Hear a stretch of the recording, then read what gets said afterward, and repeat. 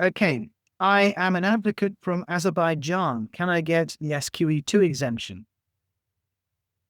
Lovely. Okay, so let me rephrase that. So, Azerbaijani qualified lawyer and SQE2 exemptions. Okay, I'm going to share my screen again and go back to here to look at the SRA's website to what it says about Azerbaijan. There we go. Right. Azerbaijan is one of these ex-Soviet states where we have this two-tier qualification. Lawyer who just sits and passes their law degree is able to do a lot, but not everything.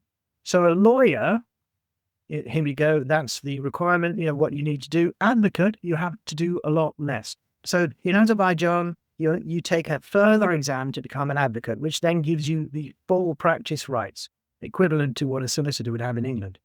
I think that's to do with litigation and such like. So you can apply for an individual exemption. To do this, you need to provide evidence of your professional qualification. That's it. The SRA is piggybacking on the qualification in Azerbaijan. If you're admitted as an Azerbaijani advocate, then you're going to be able to apply very simply. You don't even need to fill the form in. You just need to submit the proof of your admission. Okay.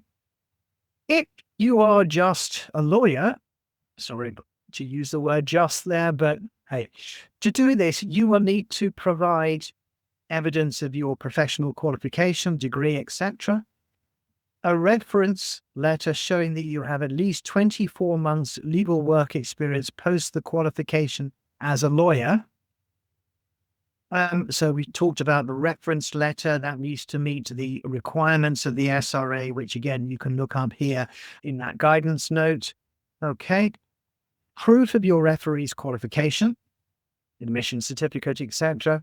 And as your qualification does not confer practice rights in criminal or civil litigation or advocacy, so it's not equivalent to qualifying as a solicitor, you will need to complete Section 8 of the SQE2 exemption application form. So providing specific examples, blah, blah, blah. So if I then go back to the form here,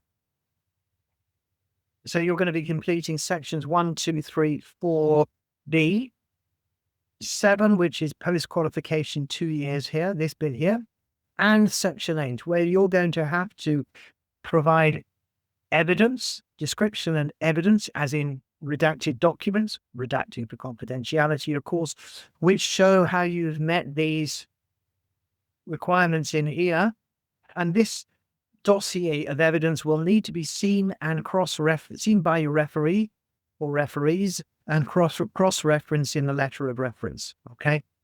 Now, we don't actually help people with Section 8, but I have someone I can refer you to who has successfully done this and can give you some guidance and assistance with it. Yeah. So there's an example of people in Eastern Europe, ex-Soviet Union countries, where you have this two-tier system for qualification as lawyers.